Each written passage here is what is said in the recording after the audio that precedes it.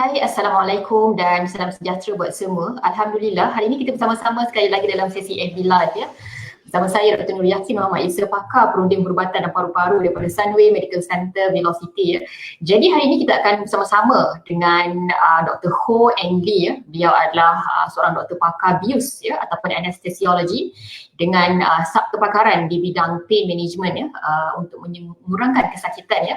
Jadi dalam posting Facebook yang lepas ya, saya ada banyak berkongsi mengenai bagaimana pesakit-pesakit saya ya, pesakit yang menghadapi masalah paru-paru ya, jangkitan pneumonia, jangkitan tuberkulosis, TB, batuk kering ya, yang serius kebanyakannya memerlukan ya bantuan pernafasan ya, kerana mereka tidak boleh bernafas dengan sendiri ya. Jadi ya, nampaknya Dr. Ho telah bersama-sama dengan kita ya. Jadi Dr. Ho telah mendapatkan pendidikan di bidang perubatan ya daripada Universiti Malaya ya. Kemudian beliau menyambung kepakaran di bidang anestesiologi juga di Universiti Malaya dan seterusnya meneruskan kepakaran di bidang pain management ataupun rawatan kesakitan ya pada tahun 2017 ya. Jadi tanpa meninggalkan masa ya, saya ingin menjemput Dr. Ho Eng Lee ya untuk bersama-sama dengan kita. Selamat tengah hari Dr. Ho. Selamat tengah hari. Apa khabar? Okeylah. Terima kasih kerana bersama-sama dengan kita pada tengah hari ini untuk bersama-sama membincangkan mengenai topik bantuan mesin pernafasan ataupun kita panggil ventilator ya Dr. Ho. Ya, Dr. Ho di ICU ke tu? Ya, saya dekat ICU, so saya menggunakan telefon bimbit kamera saya. So maaflah kalau tak berapa center kamera dia. Saya cuba. Ya, jadi dia adalah ibarat kita melakukan lawatan sambil belajar di ICU ya Dr. Ho ya. Jadi mungkin para netizen boleh tolong clarify sama ada suara kita clear ataupun tidak, sama ada gambar kita adalah clear ataupun tidak ya. Jadi mungkin Dr. Ho boleh teruskan ya Dr. Ho ya dengan soalan kita yang pertama ya, iaitu mengenai mesin bantuan pernafasan ya ataupun ventilator ya. Apakah maksud mesin bantuan pernafasan tu sebenarnya? Apa fungsinya ya dan bagaimana dia berfungsi? Mungkin Dr. Ho boleh terangkan lebih lanjut. Okay, so kalau kita tengok segi normal lah, manusia kita ni bernafas ialah bila, saya akan terangkan cara manusia biasa bernafas tu. So bila kita nak nafas tu, selalunya tulang rusuk kita akan mengembang. Ada mengembang. Dan ada diaphragm dekat dalam perut ni yang turun ke bawah juga. So secara saintifiknya, isi padu rongga dada ni kita bertambah. So bila bertambah ni, tekanan sini akan turun dan secara pasif tekanan udara dalam rongga dada akan kurang dan tekanan udara daripada luar akan masuk. So ini cara kita nafas.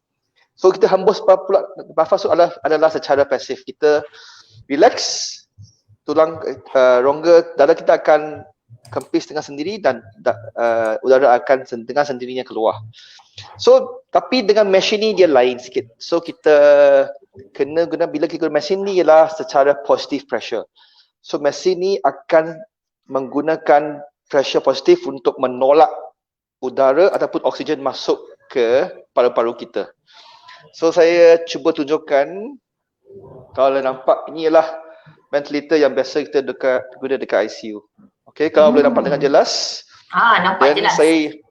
Saya dah set up ini macam paru-paru tiruan manusia. lah. Paru-paru tiruan manusia. Okey, yang warna hitam tu. Okey, mengembang mengecut ya. Mengembang mengecut. So bila kita bagi tekanan positif, udara akan masuk ke paru-paru. Baik. Bila kita berhentikan tekanan tu secara physiological, paru-paru akan kempis balik. Okey? Dan ini adalah setting yang kita buat, kalau boleh nampak. Tombol berapa oksigen kita bawa, kita bagi, berapa kali per minit kita bagi nafas dia, dan berapa liter kita bagi ke paru-paru tiruan ni sedang bernafas. So sebelum kita kena mulakan mesin bantu pernafasan, kita kena belajar dulu kalau dewasa berapa mil ke berapa mil yang pernafasan dia setiap minit. So kita kena tahu dulu, kita tak boleh set sesuka hati. Okay? Okay. So ada soalan lain ke? Okey, jadi maksudnya menarik ya Dr. Hu ya, bagaimana Ya, mesin itu membantu pernafasan kita ya, jadi menyebabkan ya, paru-paru ya, kita boleh mengembang bantuan mesin ini kerana apabila kita mengalami masalah, contohnya jangkitan pneumonia yang serius, ya, jangkitan TB yang serius, paru-paru kita gagal untuk berfungsi dengan baik secara sendiri, jadi memerlukan bantuan mesin ya, pernafasan supaya boleh membantu mendapatkan oksigen ya. Jadi ya, ya, mungkin ya. Dr. Hu ya boleh kongsikan juga ya dari segi masalah mesin pernafasan ni, biasanya berapa lama masa yang diambil untuk apa tu, untuk Dr. Hu memasukkan tiup ke dalam paru-paru pesakit dan kemudian disambung kepada mesin? Adakah lama atau sekejap atau bergantung? Okay, so sebagai Dr. Bius memang kita memasukkan tiup pernafasan tu memang kerja setiap hari lah. Tapi itu tak bermaksud kerja itu senang. So ini dari bertahun-tahun kena berlatih baru senang. So saya yakin banyak masa COVID ni dah banyak iklan, banyak pesanan daripada KKM ya. Kalau boleh duduk rumah, jangan sampai kena COVID. Kalau kena COVID nanti kena masuk tiup pernafasan tu sangat sakit. Memang susah tu. So saya nak tunjukkan dulu alat yang kita gunakan untuk masukkan tiup pernafasan. Okey, Okay, boleh tak? Okay. So ini ialah tiup yang saya belum buka daripada plastik lagi. So ini tiup yang kita masukkan dalam saluran pernafasan ataupun kerongkong pesakit bila kita nak mulakan mesin bantu pernafasan. So ini bahagian ini ialah ETT. Yes. So bahagian ini ya, bahagian ini kita akan sambungkan kepada mesin. Dan bahagian ini kita akan masukkan ke dalam pesakit. Okay? Right. Tapi nak masukkan ni susah. Tak senang, kita tak boleh main jolok aja. Sebab dalam kerongkong kita ada dua saluran. Satu untuk makan, satu untuk bernafas. So kita selalu kalau kita masuk jolok je, dia akan masuk, kemungkinan besar akan masuk ke bahagian saluran pernafasan. Nah, itu yang kita tidak mahu. Okay? So untuk kita tengok betul-betul kita gunakan alat ni. Nampak macam menakutkan ni. Sikit, ya? Yes, tapi menakutkan. Okay, so ini handle dia, pemegang dia. Ni panggil dia Macintosh plate. Laryngeoscope kan nama benda tu? Ya, laryngeoscope. Yes. So ini cahaya dia. So bila kita masuk kita boleh nampak. Saluran pernafasan. Struktur dia. Okey. Ya, pernafasan. So tapi untuk buat macam ni susah kalau kita buat dekat orang yang masih lagi sedar. So selalunya kita kena bagi ubat bius dulu ataupun ubat tidur dulu dengan ubat relaxant dulu untuk relaxkan otot dia supaya bila masuk benda ni dia tak akan tercekik-cekik. So senang kita tak masukkan. Ya. Okay. So masalah dia kalau orang sihat bila kita bagi ubat tu tak ada masalah. So selalunya orang tu boleh tahan orbus. Kalau kita ada pesakit yang ternak sebagai pesakit jantung, pesakit pneumonia macam COVID yang dah teruk, tekanan darah dah rendah. So kadang-kadang ubat bius tu bahaya juga. So risiko untuk memasukkan alat tiup pernafasan ni makin tinggi. So selalunya kita kena bagi tahu dululah pesakit dengan waris yang apa risiko dulu sebelum kita buat semua benda ni. Okey, dah masuk selesai ni baru kita akan confirmkan dengan kita dengar paru-paru, kita confirmkan dah nampak ada gas dalam ni, baru kita sambungkan dengan mesin dan last sekali kita kena buat x-ray pastikan tube ini tidak terlalu dalam atau tidak terlalu luar dalam saluran pernafasan. Okey, secara ringkas lah. I see, baik. Jadi kebiasaannya ya Dr. Hu ya, apakah penyakit-penyakit paru-paru ya yang biasanya memerlukan bantuan mesin pernafasan atau ventilator ni? Okay, so untuk pesakit ICU yang datang ke ICU lah. So ada beberapa jenis. Satu ialah masalah paru-paru, paru-paru dia pertukaran gas tu tidak bagus. So sama ada oksigen tak cukup ataupun karbon dioksida tu tidak dapat keluar. Okay, so masalah paru-paru. Yang kedua ialah masalah pesakit tu tidak dapat nafas. So dia mungkin otot dia lemah atau bila dia nafas atau dia sakit ataupun otot dia ada penyakit jenis saraf yang ataupun dia ada accident melanggar kereta, otak dia cedera dan dia sendiri dah berhenti nafas, tak dapat bernafas dengan baik. So itu jenis-jenis yang kita kena masukkan mesin pernafasan. Tapi kita kena tahu yang mesin pernafasan ini bukan rawatan 100%. Ini ialah sebagai support. So ini mesin pernafasan ini ialah sebagai untuk menyokong hayat atau menyokong dia support paru-paru pesakit itu, kita bagi dia lebih oksigen. Tapi di samping itu kita kena ada rawatan yang sebenarnya. So doktor yakin yang pakar paru-paru kena bagi, kalau jangkitan kuman kena bagi antibiotik untuk bunuh kuman tu, baru paru-paru itu dapat sembuh, dan baru kita dapat keluarkan mesin pernafasan. So mesin pernafasan ini sebagai sokongan saja, bukan rawatan definitif kepada segala apa yang dia ada. Kalau dia ada penyakit jantung, so doktor kardiologi doktor jantung kena rawat jantung tu dulu.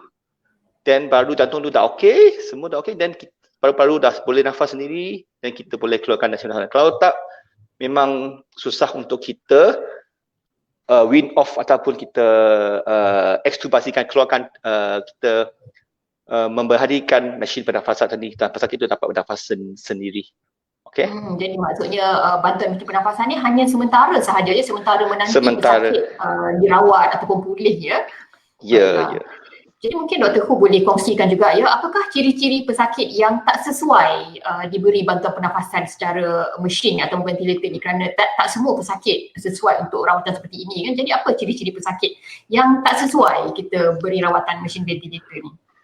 So selalunya kita akan mulakan bantuan mesin pernafasan jika kita rasa keadaan, kondisi pesakit itu boleh dirawat, means reversible. Kalau kita bagi rawatan, sebab kita tahu yang ini sementara, bukan untuk selama-lamanya. Kalau kita kata, kalau rasa dia boleh reverse, dan kita bagi pernafasan sementara menunggu apa segala rawatan yang akan diberi.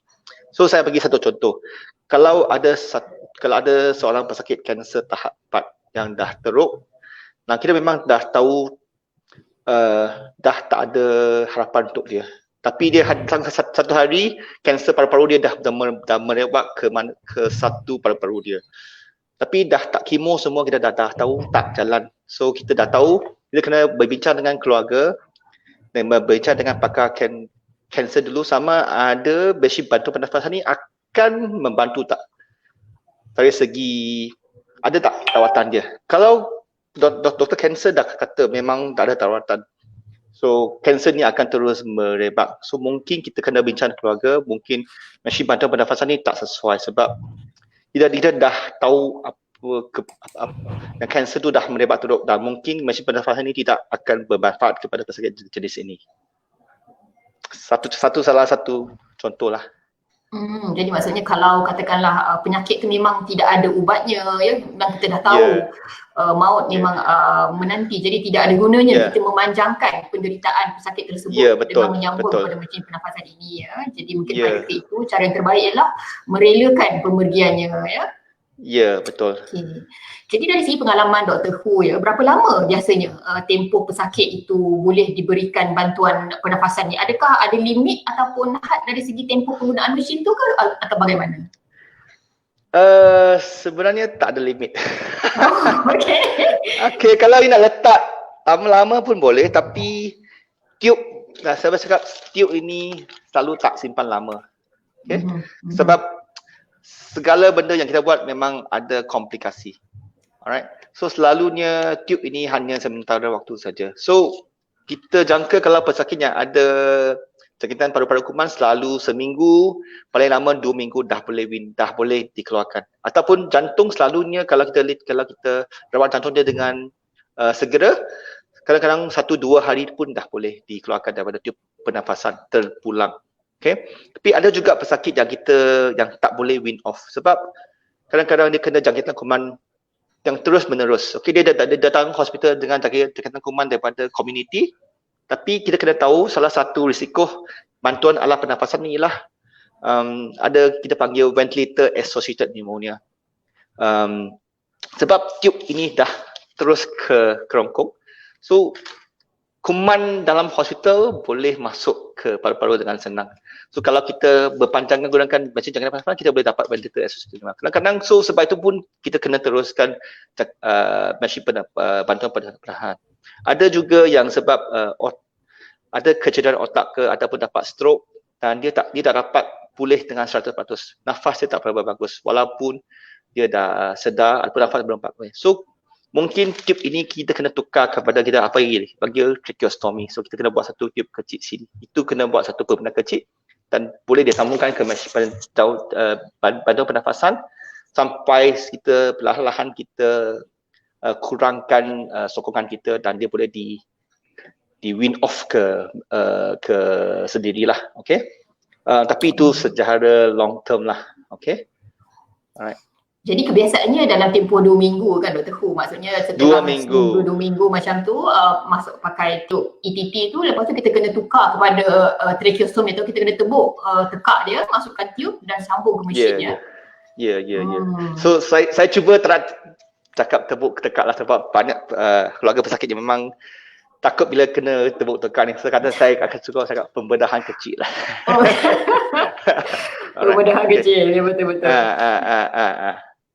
Jadi mungkin Dr. Hu boleh share ya dari segi pengalaman Dr. Hu ya berhadapan dengan pesakit di ICU ya. Kebiasaannya kalau pesakit itu memerlukan bantuan mesin pernafasan, apakah komplikasi ataupun masalah yang sering dihadapi oleh pesakit dan juga terpaksa disettlekan oleh doktor ya untuk pesakit yang menggunakan bantuan mesin pernafasan? Apa masalah-masalah yang biasa berlaku kepada mereka?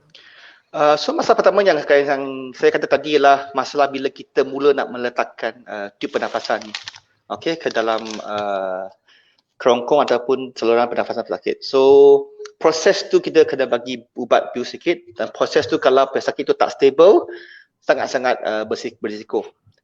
Okay. Sebab ubat bius kalau kepada orang biasa kesan dia kurang, tapi pada pesakit yang tak stable mungkin tekanan darah tu boleh jatuh dengan teruk ataupun kadang-kadang jantung tu boleh berhenti juga. Okay, so itu satu proses yang sangat-sangat berisiko terutama kepada pesakit-pesakit yang tak stabil. Okay, so dan proses memasukkan tube ni pun kadang-kadang pun bukan senang. Okay, ada pesakit yang dia punya ciri tu senang, dia boleh nampak saluran pernafasan, ada yang memang susah nak nampak. Okay, so tapi bagi kalau doktor yang pengalaman tu selalu dia akan dapat memasukkan dengan laju. Sebab kalau oksigen dah cukup dan kita mengambil masa yang lama, kemungkinan kandungan badan oksigen akan berkurang juga dalam proses itu. Okay. Kalau kita selesai, risiko tu dihadapi, tak ada masalah. So seperti yang kata, mesin pernafasan sekarang ni simpan ni, satu ialah risiko dia ialah ventilator associated pneumonia. So kalau datang sebab sakit jantung, paru-paru berair sebab sakit jantung ni, tiba-tiba lepas seminggu dapat jangkitan kuman. So kadang-kadang sebab dalam dah ke mesin pernafasan dah lama, kita boleh jangkitan kuman hospital. Dia panggil ventilator associated pneumonia. Itu satu ada risiko yang bahaya juga. Yang kedua, yang satu lagi lah bila kita sambungkan ke mesin pernafasan, kita tahu mesin pernafasan ni ialah positive pressure. Saya tunjukkan lagi. Okay. So cuba bayangkan kalau paru-paru ni dia ada, kalau paru-paru ni ada masalah, sangat ketat. So kita akan guna tekanan tu lebih banyak, lebih tinggi untuk masukkan udara. Nampak kalau boleh dengar, mesin tu pun dah alarm sini. Pressure high, kan? So bila pressure high tu ada risiko, kalau pressure tu terlalu, kalau tekanan terlalu tinggi, selaput paru-paru tu boleh kita kata pecah dan udara kita panggil pneumothorax boleh berlaku. So udara boleh masuk di antara rongga dada dengan paru-paru. Okey, masa tu kita kena masukkan tube, chest tube untuk keluarkan udara tu. Okay, ataupun kadang-kadang udara paru-paru tu boleh cedera kalau tekanan yang kita gunakan terlalu tinggi. So kita kena berhati-hati dalam semua aspek ni lah. Okey. Okay, so dan semua pesakit yang kena menggunakan mesin bantuan pernafasan ni selalu kita bagi ubat tidur sebab memang sangat-sangat sakit bila tube dimasukkan ke rongkong dan sangat tak selesa. Okay, so selalu kita bagi ubat tidur sikit untuk menenangkan mereka. Okay, so kalau memang kita tak boleh cakap, kalau boleh cakap pun kadang-kadang kita bagi pen dan sekeping kertas untuk tulis ada apa-apa yang mereka mahu. So saya pernah dengar pesakit yang bila kita dah keluarkan tube pernafasan, dia kata bila kita masukkan tube untuk sedut kahak ke dalam melalui tube ini, dia kata macam pisau tu kena menguris kerengkong dia. So Oh yo, kalau sangat okay, sakit so ya. so kalau boleh saya kalau boleh kita jaga kesihatan kita dan jangan sampai tahap kena masukkan tube pernafasan ni dalam ICU. Memang bukan perkara yang kita maulah. Okey. Tapi Kalau menurut kita akan pengalaman ya. Apa. Okey, kawan. Okey, jadi kalau sebab ada pesakit yang bertanya kepada saya ya, terutamanya ketika ayah mereka ditiup, dimasukkan tiup bantuan pernafasan, tapi mereka ingin menyampaikan sesuatu ya, kadang-kadang anak dah lama tak jumpa ayah ya, tiba-tiba ayah kena masuk tiup, lepas tu diorang nak menyampaikan sesuatu, diorang nak cakap sesuatu, diorang tanya kepada saya, doktor, ayah saya boleh dengar lagi ke kalau dia tengah pakai mesin bantuan pernafasan ni? Adakah mereka masih boleh mendengar atau bagaimana? Okey, itu terpulang kepada keadaan pesakit. Kalau keadaan pesakit itu stable dan segala mesin yang kita guna tekanan tu rendah, oksigen tu rendah, selalunya ubat tidur yang kita bagi pun dalam dos yang sangat-sangat rendah. So selalunya pesakit macam tu dia selesa, dia tak sakit tapi dia dapat sedar dan boleh dengar dan boleh respon apa yang dia mahu dan dia boleh faham. Tapi untuk pesakit yang tak stabil, yang tekanan darah rendah, yang memerlukan setting pressure yang tinggi, tekanan tinggi dalam mesin tu, selalu kita akan bagi ubat tidur yang lebih kuat. Okay, so mungkin dalam keadaan itu, ya, pesakit ternak memang memang mereka tak dapat dengar apa yang keluarga sampaikan lah. So terpulang kepada keadaan pesakit dengan terpulang kepada ubat tidur yang doktor bagi dekat ICU. Baiklah. Jadi maksudnya bergantung pada keadaan pesakit sama ada mereka boleh dengar ataupun tidak ya, daripada ubat tidur yang diberikan ya. Kalau banyak ubat tidur yang diberikan mungkin tak boleh dengar, kalau ubat tidurnya sikit ataupun tiada mungkin masih boleh dengar lagi ya, kata-kata ahli keluarga dan sebagainya. Jadi Dr. Hu ada menceritakan mengenai kemungkinan ya jangkitan kuman di paru-paru, ventilated associated pneumonia disebabkan bantuan mesin pernafasan ya, ataupun udara masuk dalam paru-paru ya, itu semua adalah masalah yang kemungkinan boleh berlaku ya. Jadi ada ke cara-cara untuk mengurangkan komplikasi ataupun masalah tersebut daripada berlaku? So untuk mengurangkan risiko mendapatkan jangkitan paru-paru, ventilator associated pneumonia, kita kata ada ICU, kita ada ventilator bundle. Ada beberapa langkah yang kita perlu ambil untuk mengurangkan risiko tu. So nombor satu ialah kalau boleh kita jangan masuk tiup pernafasan. Kalau kita boleh elakkan, kita elakkan. Okay, nombor satu. Okay. Sebab actually sebenarnya kita ada mesin satu lagi. Saya tunjukkan mesin lagi. Mesin yang ni saya tak on. So mesin ni dia macam bantuan pernafasan tapi dia gunakan cara lain. Dia gunakan topping muka saja. So ada beberapa jenis pesakit yang tak berapa serius, kita boleh cuba mesin ni dulu. Dia gunakan topping muka tapi udara dia kuat sikit. Pesakit yang jantung dia gagal ataupun pesakit yang ada obstructive pulmonary disease tu boleh guna dulu. Kita boleh cuba dulu. Kalau kita boleh elakkan, kita elakkan. So itu nombor satu, kita kurangkan komplikasi, kita elakkan.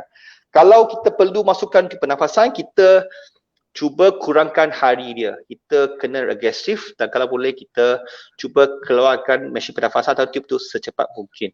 Kalau pesakit itu mengizinkan. Jangan simpan lama-lama kalau boleh. Okey, kalau semua tu dah buat, yang kedua ialah, yang satu lagi ialah kita kena jaga kebersihan pesakit. Nombor satu ialah mulut dia. Sebab kita tahu yang kemungkinan pneumonia datang daripada air liur pesakit yang ada bakteria yang turun ke paru-paru dia. Okey, itu yang kita rasa berlaku. Dan dalam katil pun kita prop up pesakit tu 45 darjah, so itu akan mengurangkan risiko jangkitan kuman ventilator associated pneumonia. Okay. Adalah beberapa langkah lagi yang kita perlu ambil, yang nurse tu kena ambil, macam ubat tidur pun kita, kalau boleh kita jangan bagi terlalu kuat sampai dia tidur saja. Kalau keadaan pesakit itu mengizinkan, kita akan kurangkan supaya kita boleh keluarkan tube itu secepat mungkin. Okay. Untuk komplikasi yang udara boleh masuk ke paru-paru yang kita bagi pneumothorax tu, kita kalau boleh kita cuba menggunakan tekanan yang serendah mungkin untuk bila kita startkan mesin pernafasan ni. Jangan gunakan setting yang terlalu tinggi. Okay. Kalau kita boleh, kita cuba gunakan pressure yang rendah. Kalau boleh. Kalau tak boleh, memang tak dapat dilakukan, memang oksigen dah rendah, memang tak dapat dilakukan, kita kena ambil risiko dulu lah. Okay. Okay. Baik. Jadi maksudnya ada banyak cara-cara yang boleh kita lakukan ya untuk mengurangkan risiko komplikasi tadi ya. Kita menjaga kebersihan ya, dan kita menggunakan ubat-ubatan dengan dos yang mungkin agak lebih rendah dan sebagainya ya. Jadi mungkin Dr. Hu boleh kongsikan ya kalau ada pengalaman pahit ya berdepan dengan pesakit yang memerlukan bantuan mesin pernafasan ini. Bantuan pahit. Pengalaman pahit yang tidak dapat dilupakan. Boleh kongsikan? Ada pesakit yang bila dah terangkan risiko semua, pesakit memang tenat lah. Dalam proses meletakkan tube tu, jantung dia berhenti dan kita kena memulakan CPR dan tidak dapat dipulihkan jantung dia. Okay, itu untuk pesakit yang sangat tenat. So itu pengalaman yang paling pahit lah. Sebab sebelum dimulakan mesin, dalam proses meletakkan tube pun dah berlaku. Itu terutama pesakit yang sangat tinggi risiko. Tekanan darah sudah rendah, jantung dah lemah, oksigen dah tak bagus. So kalau kadang-kadang kita dalam proses memasukkan tube tu pun jantung pun boleh berhenti masa itu. Okay, pernah berlaku. Okay. So pengalaman manis pula. Ada pernah sekali saya ingat seorang perempuan yang dah hamil, dah cukup bulan, datang ke hospital dan terus sesak nafas sebab tekanan darah terlalu tinggi. Dia panggil acute pulmonary edema, kegagalan jantung. So jantung dia sebenarnya dah berhenti. So bila dia panggil Dr. Bliss datang, kita masukkan tube pernafasan, kita berjaya hidupkan jantung dia, kita bawa dia terus ke operation theater, kita berjaya pembedahan, keluarkan anak dia, so anak dia selamat dan dia dalam masa 2 hari kita berjaya bangunkan dia dan kita berjaya keluarkan tube pernafasan dan dia macam biasa. So dia berjalan keluar dari hospital dengan sihat. So itu pengalaman manis saya lah. Dua nyawa dalam satu apa kita buat. Kejayaan menyelamatkan pesakit tu satu yang memberikan kepuasan dan satisfaction ya Dr. Hu ya. Baiklah. Ada juga pertanyaan ya, bertanya katakanlah kita dah masukkan bantuan mesin pernafasan ya, dah sambungkan pesakit kepada ventilator mesin ya. Tetapi pesakit tidak juga sembuh ya, keadaan terus kritikal ya setelah berminggu-minggu menggunakan mesin bantu pernafasan. Jadi bagaimana kita nak membuat keputusan ataupun bila masanya kita buat keputusan untuk memberhentikan bantuan pernafasan untuk pesakit yang tidak sembuh-sembuh ni? Itu soalan yang sangat bagus. Saya pun tak ada jawapan yang direct lah. Okay. So kalau saya bagi satu keadaan yang direct, kalau pesakit itu datang dengan stroke, pendarahan dalam otak, ataupun pesakit datang dengan aksiden teruk, ada kecederaan otak yang serius, ataupun pesakit itu datang dengan sakit jantung dia dah berhenti let's say berhenti di rumah, tapi orang ambulans pergi sana, nurse ataupun doktor dekat rumah dia berjaya memasukkan tube pernafasan, dah memulakan mesin pernafasan ni. Tapi dalam 2-3 hari kita tahu yang dia dalam seminggu kita tahu dia tak dapat recover, tak dapat jadi baik. Okay? Dan kita dah tahu dan kita panggil brain death, jantung otak dia dah mati. Okay? So ada berapa test ataupun daripada ujian yang kita boleh buat untuk confirmkan mengesahkan yang dia dah mati otak. So kalau dah mati otak, walaupun jantung dia masih degup, tapi secara dari segi sah ialah dia sebenarnya dah meninggal. So dalam situasi itu kita kena buat 2 test untuk dua orang pakar. So, bila dah sahkan tu, kita akan berjumpa dengan sebelum kita akan jumpa dengan waris dulu. Selepas kita sahkan, kita akan berjumpa waris dan kita akan terangkan. Mungkin pada masa itu kita akan memberhentikan mesin sokongan hayat. Okay. Dari segi kalau pesakit tu kalau tak baik-baik lagi sekian lama, itu kena berbincang dengan doktor pakar yang merawat, kena bincang dengan pesakit sejauh mana kadang-kadang yang waris nak. Okay. Tapi saya bagi contoh, kalau pesakit tu muda, 18 tahun, so mungkin doktor akan pergi sejauh mungkin. Kita akan teruskan usaha kita. Tapi kalau pesakit itu dah 99 tahun, okey, sebelum datang ke hospital memang dah dapat stroke dan teruk, memang dah tak apa jalan lagi. So mungkin kalau kita bagi rawatan dah 2 minggu pun tak berjaya, mungkin kita kena bincang dengan pihak waris sejauh mana kita pergi. Kalau waris kata okey kita cuba stay upaya dia, kita pun teruskanlah. So itu grey area. So kita kena bincang dengan orang lain. So kalau brain death ialah selalu I think is something sesuatu yang memang kita akan berhentikan mesin sokong pernafasan. So itu saya rasa brain death kita akan berhentikanlah. Yang lain tu kita kena bincang dengan keluarga macam mana dulu. Okey. Ya, baiklah Dr. Hu ya. Saya pernah kongsikan bagaimana pengalaman merawat pesakit TB yang juga ada kanser paru-paru tahap akhir ya, yang mana memerlukan bantuan pernafasan yang berpanjangan, oksigen yang tinggi ya, sehingga akhirnya buah pinggangnya pun sudah mula rosak ya, hatinya pun mula rosak ya. Jadi banyak organ-organ yang telah terlibat. Jadi bila kita melihat setelah beberapa minggu tidak juga menunjukkan sembuh, bahkan menunjukkan keadaan yang semakin teruk ya.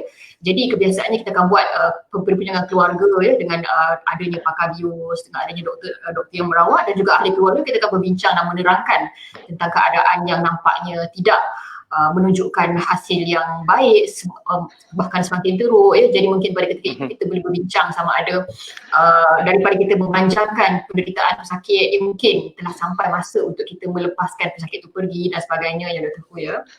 Ya, tapi itu kena kita bincang dengan keluarga. Ada keadaan pesakit ya. Ya. Okey.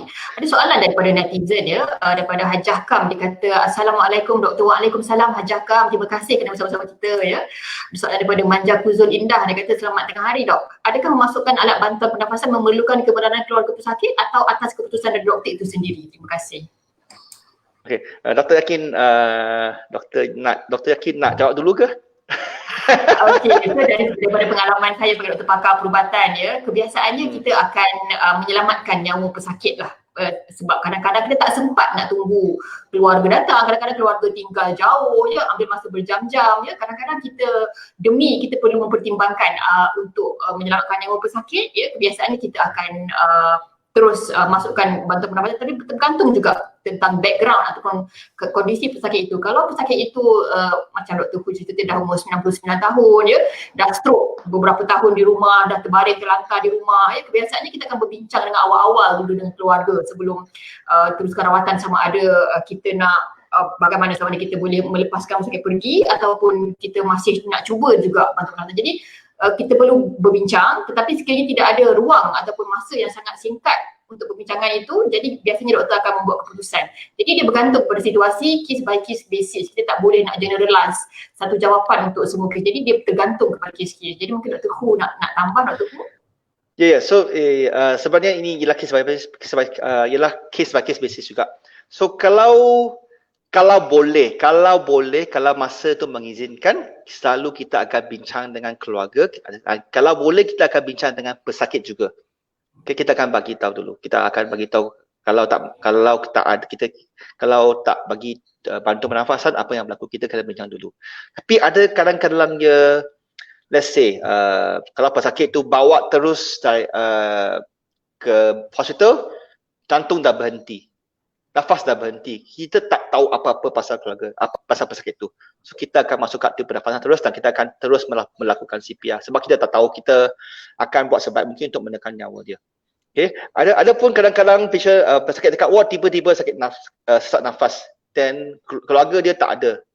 Tak nak sampai tu memang dari jauh susah. So kalau tak ada, kalau kita tak ada pilihan, kalau kita tak masukkan tube pernafasan ni, pesakit tu mungkin jantung dia boleh berhenti, kita akan buat dulu.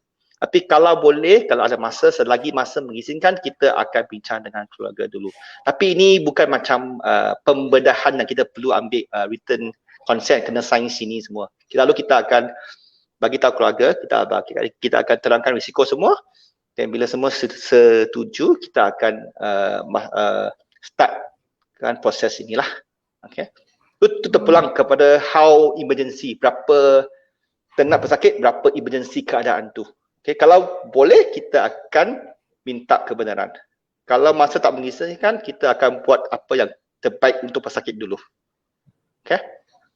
Betul ya, baiklah, sangat clear dan jelas penjelasan daripada Hu ya, Dr. Hu ya. Jadi saya harap Puan Mada Kuzul Indah dan Hajah Kam dapat faham ya, dan netizen lain pun dapat jelas mengenai perkara ini. Jadi nampaknya kita pun dah semakin sampai kepada penghujung sesi ya, Dr. Hu. Ya, mungkin Dr. Hu ada kata-kata terakhir ataupun take home message untuk netizen sebelum kita mengakhiri sesi kita pada hari ini. Okay, so sempena musim kita katakan musim COVID lah, tapi COVID ni masih lagi banyak. So kita kena jaga kita kena berhati-hati. Kalau saya tahu peratusan pesakit yang meninggal sebab COVID ni sangat rendah, 1.6%, dan pesakit yang ternak sangat rendah. Tapi kita kena fikir keluarga kita. Kita kena fikir ibu bapa kita. Kalau boleh kita ambil langkah-langkah untuk mencegah daripada COVID ini merebak.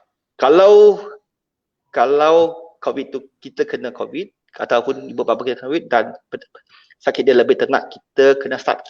Cuba bayangkan kalau kita kena mulakan mesin pernafasan ni dengan segala risiko yang ada. Kalau boleh jaga kesihatan kita. Kalau ada sakit jantung, makanlah ubat, jaga. Jangan sampai jantung tu ternak baru kita, sampai mesin ni baru nak jaga. Itu memang terlambat. Okay? Itu nasihat saya. Baiklah, terima kasih banyak Dr. Hui. Memang prevention is better than cure ya, mencegah lebih baik daripada merawat ya. Jadi kalau boleh kita amalkan gaya hidup sihat ya, makan makanan yang berkhasiat, rajin exercise ya, berhenti merokok ya, kalau ada penyakit dapatkan rawatan dengan segera ya.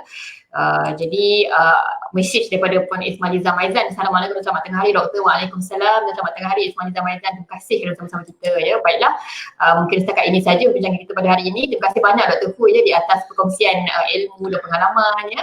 Dan terima kasih kepada para netizen semua. Baiklah, itu saja, sekian daripada kami. Assalamualaikum warahmatullahi wabarakatuh. Bye bye. Okey, terima kasih. Bye bye.